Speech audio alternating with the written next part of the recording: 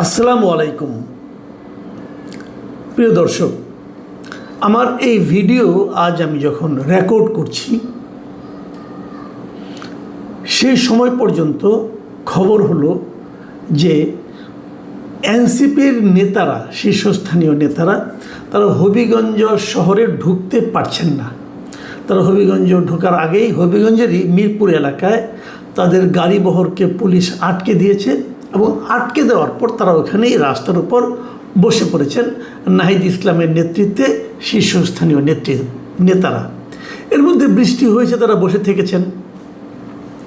তারাও ভেতরে ঢুকবেন, পুলিশের ভেতরে ঢুকতে দেবেন, এরকম একটা পরিস্থিতি।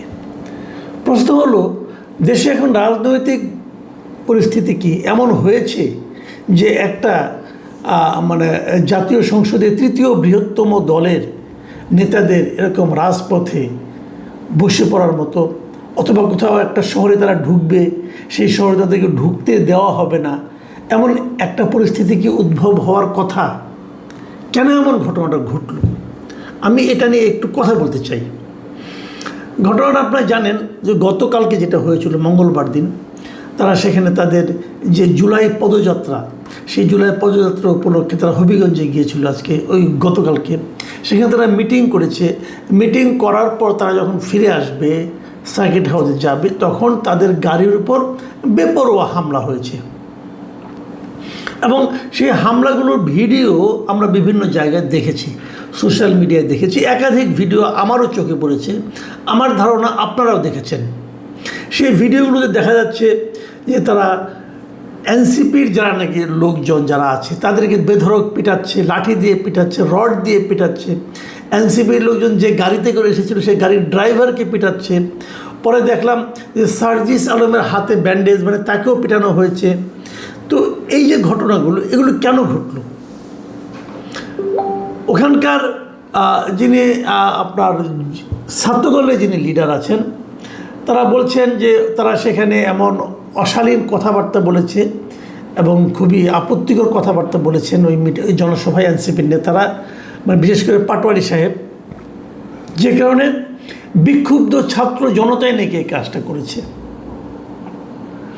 আর এনসিপির পক্ষ থেকে অভিযোগ করা হয়েছে এই কাজটা করেছে ছাত্র দলের লোকজন।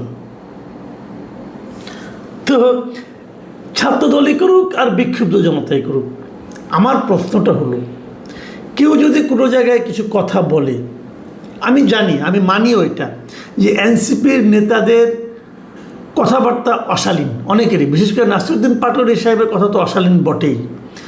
উনি যেন প্রভোকেটিং ওয়েতে কথাবার্তা বলেন, উনি প্রভোগ করেন যে আমাকে মারো মারো।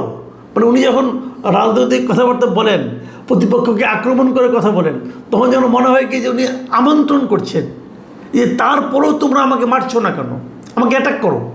তো এই ধরনের কথাবার্তা উনি বলেন, বহুদিন ধরেই বলেন, এবং এইভাবে বলে বলে ওনার বেশ জনপ্রিয়তাও হয়েছে, এটাও সত্য। অনেকে ওনাকে পছন্দও করেন এই সমস্ত উত্তেজক কথাবার্তা বলার জন্যই। তো সেটা হতেই পারে, এটা যার যার স্ট্র্যাটেজি, যার যার পলিটিক্যাল স্ট্র্যাটেজি, এটা নিয়ে আমার কোনো বক্তব্য নেই। আপনি তাকে পছন্দ করতে পারেন, নাও পছন্দ করতে পারেন। আমি ব্যক্তিগতভাবে এই ধরনের কথাবার্তাকে পছন্দ করি না, তো নাই হতে পারে। আবার আমার ঘরের মধ্যে আমার ছেলে, ছোট ছেলে, আমার ছেলে ক্লাস 10-এ পড়ে, সে আবার নাসিরুদ্দিন পাটোয়ারিকে খুব পছন্দ করতেই পারে। কেন পছন্দ করে তাকে আমি জিজ্ঞাসা করিনি, তার কাছে ভালো লাগে, সে উনি পছন্দ করে, আমি পছন্দ করি না তাদের কথাবার্তাগুলো। তো এটি হলো গণতন্ত্র, যে একজনের পছন্দ হবে, একজনের পছন্দ হবে না। কিন্তু সে যত খারাপ কথাই বলুক, আপনি তার গায়ে হাত তুলবেন কেন ভাই? আমার প্রশ্নটা এখানেই। যদি আপনি মনে করেন যে তার কথায় আপনার নেতাকে অপমান করা হয়েছে, তার কথায় আপনি নিজের মানহানি হয়েছে, আপনি নিজে হয়তো অপমানিত হয়েছেন, আপনি তার বিরুদ্ধে আইনের আশ্রয় নিতে পারেন। দেশে তো আইন আছে, আপনি আইনের কাছে যান। কিন্তু আপনি তো আইনটাকে নিজের হাতে তুলে নিতে পারেন না। আপনি তার গায়ে হাত দিবেন কেন? তাদেরকে আপনি মারবেন কেন? আচ্ছা, যে লোকটা বলেছে আপনি তো তাকে মারতে পারেন, অন্যদেরকে মেরেছেন কেন? ড্রাইভারের কী দোষ রে ভাই, তাকে আপনি মারলেন কেন? এই যে মারাটা, ইচ্ছে করলে আমি একজনকে মারতে পারি, এটা হলো একটা মানসিকতা। এটা হলো একটা ফ্যাসিস্ট মানসিকতা। এই মানসিকতার প্রকাশ যে ঘটাবে সেই ফ্যাসিস্ট। সে যে দলে তাকে প্রশ্রয় দেবে, যে দল তাকে এই ধরনের আচরণ করার জন্য প্রশ্রয় দিবে, আশ্রয় দিবে, উৎসাহ দিবে, সেই দলটাই ফ্যাসিস্ট দল। এই ফ্যাসিস্ট গাছে ধরে না, ফ্যাসিস্ট আচরণে বোঝা যায়, এরাই ফ্যাসিস্ট। আমি অনেকগুলো ভিডিও দেখেছি, যারা মেরেছেন তাদের প্রত্যেকের চেহারা সেখানে স্পষ্ট। সেই চেহারাগুলোকে দেখে তাদেরকে কি ধরা হবে? এই জায়গাটাতে আমার প্রশ্ন। যদি তাদের ধরা না হয় তাহলে আপনি নিশ্চিত থাকতে পারেন এরা সব ছাত্রদল, যুবদল, অথবা স্বেচ্ছাসেবক দল, অথবা বিএনপি করে। যদি এদেরকে ধরে আইনের আওতায় না আনা হয় তাহলে আপনি নিশ্চিত থাকতে পারেন। আর যদি ধরা হয় তাহলে বুঝবো, ওই যে প্রধানমন্ত্রী অনেক বড় গলায় বলেছেন না যে উনি আইনের শাসন কায়েম করতে চান, তাহলে বুঝবো যে আইনের শাসন কায়েমের সদিচ্ছাটা আসলে ওনার মধ্যে আছে। ছাত্রদলের লোকেরা বলেছে যে এরা হলো বিক্ষুব্ধ ছাত্র জনতা। যদি ছাত্র জনতাও হয় তবুও তাদেরকে বিচারের আওতায় আনতে হবে, কারণ তাহলে তারা অন্যায় করেছে। একজন লোক আপনি জানেন যে সে খারাপ, জানেন, আপনি একদম নিশ্চিতভাবে জানেন সে দুষ্ট লোক, তাকে থামানো দরকার, আপনি জানেন, তারপরেও তার গায়ে আপনি হাত তুলতে পারেন না। তাকে আপনি ধরে নিয়ে পুলিশের কাছে দিতে পারেন, অথবা পুলিশকে ডেকে এনে তাকে ধরিয়ে দিতে পারেন, কিন্তু গায়ে হাত দিতে পারেন না, কারণ তার শরীরটা আপনার মালিকানার নয়, তার শরীরের মালিক আপনি নন। যেই মুহূর্তে তার গায়ে আপনি একটা লাঠির বাড়ি দিবেন, সেই মুহূর্তে আপনি হবেন একজন দুষ্কৃতকারী, আপনি হবেন একজন সন্ত্রাসী। এই সন্ত্রাসীদেরকে অবশ্যই ধরতে হবে, যদি সরকার মনে করেন যে তারা আসলে আইনের শাসন কায়েম করতে চান। দেখুন, আমি একটা ঘটনা বললাম, আরেকটা ঘটনা বলি। গত দুদিন ধরে দেখছি, সেটা হলো রাজশাহী ইউনিভার্সিটিতে গত 27 জুলাইয়ের ঘটনা। প্রথম কিছু স্টুডেন্টদের মধ্যে একটা বিষয় নিয়ে বিরোধ তৈরি হয়েছিল, সেটা মীমাংসা করতে গিয়েছিল বিশ্ববিদ্যালয় কর্তৃপক্ষ। সেই মীমাংসাকে কেন্দ্র করে বিরোধ আরও বেড়েছে, এবং এগুলো কী কী হয়েছে এগুলো আপনার পত্রপত্রিকা পাবেন।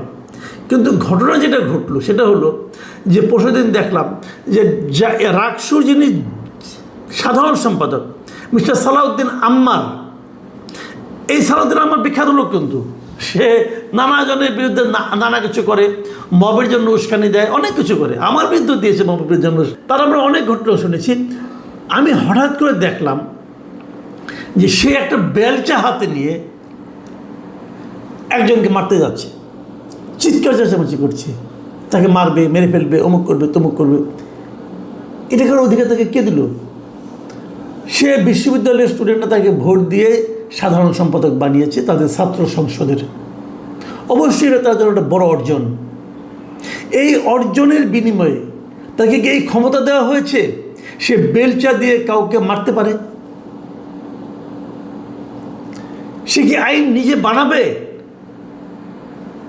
আইন বানানোর তার কোনো অধিকার আছে? নিজের মতো করে বিচার করে রায় দিয়ে সেই বিচারের রায় বাস্তবায়নের অধিকার তাকে কেউ দেওয়া হয়েছে? দুজন ছাত্রকে পিটিয়ে, গরুর মতো পেটানো হয়েছে। গরু বোধহয় মানুষ এভাবে পেটায় না। তাদেরও ছবি দেখলাম। এই সালাউদ্দিন আম্মার বাঁশ দিয়ে, লাঠি দিয়ে সে নিজে পিটিয়েছে, এবং তার সঙ্গে অন্যরা ছিল। পেটানোর পর দেখলাম যাদেরকে পিটিয়েছে তাদেরকে পুলিশ অ্যারেস্ট করেছে। অপরাধ কি?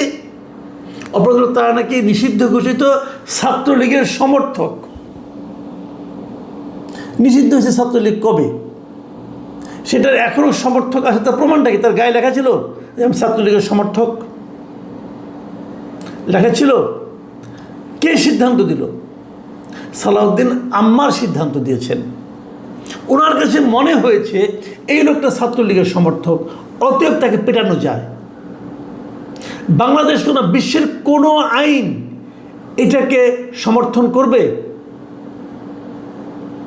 প্রশ্নটা তখনই ওঠে, আমরা কি একটা স্বাধীন সার্বভৌম আইনি রাষ্ট্রের মধ্যে অবস্থান করছি, নাকি আমরা একটা বর্বর রাষ্ট্র অবস্থান করছি? আইন কি বলে?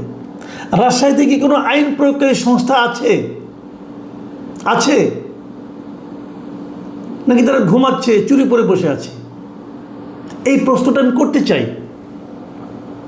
সাংবাদিকরা এটা নিয়ে লেখালেখি করেছে।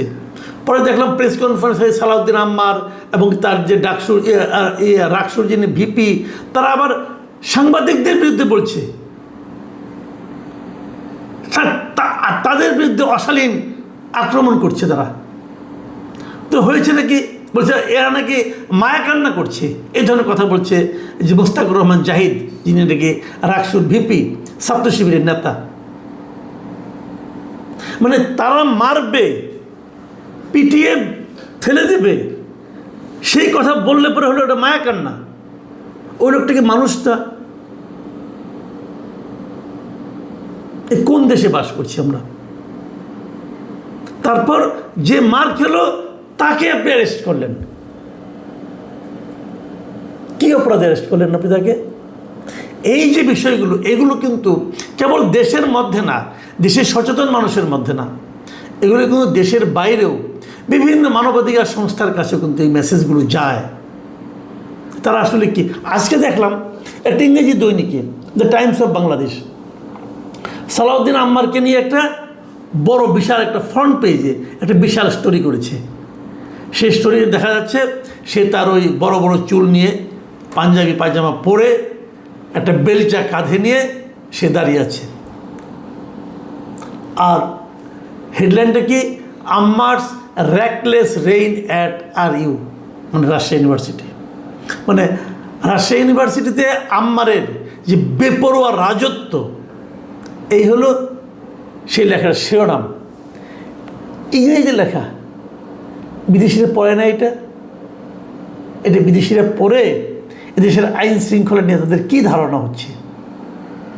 রাজশাহী যারা নাকি আইন শৃঙ্খলা রক্ষার দায়িত্বে আছেন, তাদের সম্পর্কে তাদের কত উচ্চ ধারণা হচ্ছে।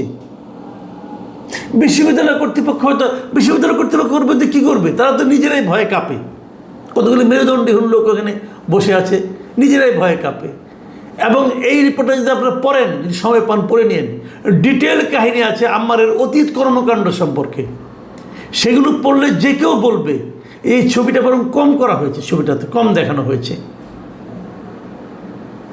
আমি মাননীয় প্রধানমন্ত্রীকে বলবো যে আপনি আপনার কোন ইমেজটা মানুষকে দেখাতে চাচ্ছেন, আপনি আপনার কোন ইমেজ তৈরি করতে চাচ্ছেন, সেগুলো আমরা একটু বুঝতে চাই ভাই। যে জিনিসটা রাজশাহীতে ঘটছে, যে জিনিসটা হবিগঞ্জে ঘটছে, এ ধরনের আরও অনেক ঘটনা ঘটছে দেশে। সালাউদ্দিন আহমেদ সাহেব জ্ঞানী লোক, আমার কাছে তো মাঝে মাঝে ওনাকে ফিলোসফারের মতো মনে হয়, স্বরাষ্ট্রমন্ত্রীর দায়িত্বে আছেন। ওনারা কি এগুলি দেখেন না ভাই? এগুলি পড়েন না আপনারা? আপনাদের একটুও লজ্জা লাগে না? আরেকটা কথা বলি, সেটা হলো হবিগঞ্জে যে গতকালকে ঘটনা যেটা ঘটেছে, এরপর আজকে আবার যে এনসিপির লোকজন সেখানে গেছে, এটা ওরা আমার কাছে একটু বাড়াবাড়ি মনে হয়েছে। মানে এটা হলো কি, ওই পায়ে পা দিয়ে ঝগড়া করার যে ব্যাপারটা, আমার কাছে এটা এরকম মনে হয়েছে। আপনাদের কালকে অনুষ্ঠান করেছেন, আপনাদেরকে আপনারা প্রহিত হয়েছেন, আপনি তার বিচার চান, কিন্তু আবার আজকে ওখানেই আবার অনুষ্ঠান করতে হবে, এই জেদ এর কী মানে আছে ভাই? আপনাদের সঙ্গে তো লোক নেই, আপনাদেরকে জিনিস বুঝতে হবে, এই লোকগুলো দুষ্ট। পুলিশ যারা আপনাদেরকে মারছে তারা দুষ্ট লোক, মানলাম। পুলিশ আপনাদেরকে হেল্প করছে না, ওটাও মানলাম। তাহলে আপনি ওখানে আবার যাচ্ছেন কেন? মানে ইনভাইট করছেন যে আসো আমাদেরকে মারো, অথবা আপনি কার ইগোতে আঘাত করছেন? তো এটাও কিন্তু আমার কাছে একটু বাড়াবাড়ি মনে হয়েছে। আমি মনে করি যে আমাদের মধ্যে গণতান্ত্রিক যে চিন্তাটা, গণতান্ত্রিক যে চেতনাটা, এটা যদি সবার মধ্যে না আসে, আপনি এক পক্ষের কাছ থেকে আশা করলে কিন্তু হবে না। তবে এই জিনিসটা আগে আসতে হবে সরকারের কাছ থেকে, কারণ এই সরকার রাষ্ট্র ক্ষমতায় আছে। তার আগে আইন শৃঙ্খলা ব্যবস্থাকে ঠিক করবে। কে অপরাধ করলো তার মুখের দিকে তাকাবে না, অপরাধের দিকে তাকাবে, তার ব্যাপারে ব্যবস্থা নেবে, তারপর তারা দেখবে যে আর কি হয়। প্রিয় দর্শক, এখানে পর্যন্তই। আল্লাহ হাফেজ।